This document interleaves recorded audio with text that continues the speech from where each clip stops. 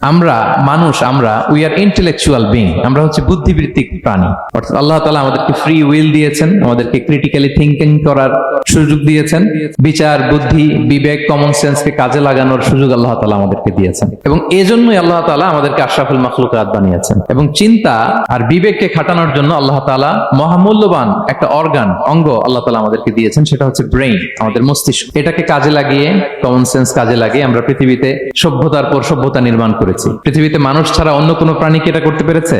এবং আপনি শুনলে অবাক হবেন, আমাদের এই যে ছোট্ট ব্রেইনটা, খুব বেশি না কিন্তু ওজন, একটা প্রাপ্তবয়স্ক মানুষের human brain on an average 3 pounds, মানে 1.5 কেজি। এই 1.5 কেজি ওজনের ব্রেইন দিয়ে আমরা পৃথিবীতে এই সভ্যতাগুলো বিনির্মাণ করেছি। আমাদের এই ব্রেইনের মেমোরি ক্যাপাসিটি, মেমোরি স্টোরেজ অনেক বেশি। বিজ্ঞানীরা গবেষণা করে ওনারা জানিয়েছেন যে আমাদের হিউম্যান ব্রেইনের মেমোরি হচ্ছে 2.5 পেটাবাইটস। আপনারা মেগাবাইটের নাম শুনেছেন, গিগাবাইটের নাম শুনেছেন, পেটাবাইট হয়তো অনেকে শুনেন না। পেটাবাইট আরো অনেক বেশি, অনেক বড়। তো 1 পেটাবাইটে হয় 1 মিলিয়ন গিগাবাইট। তার মানে আমার আর আপনার যে হিউম্যান ব্রেইন, এই ব্রেইনের ক্যাপাসিটি হচ্ছে 25 লক্ষ গিগাবাইট। সুবহানাল্লাহ, এত আসতে।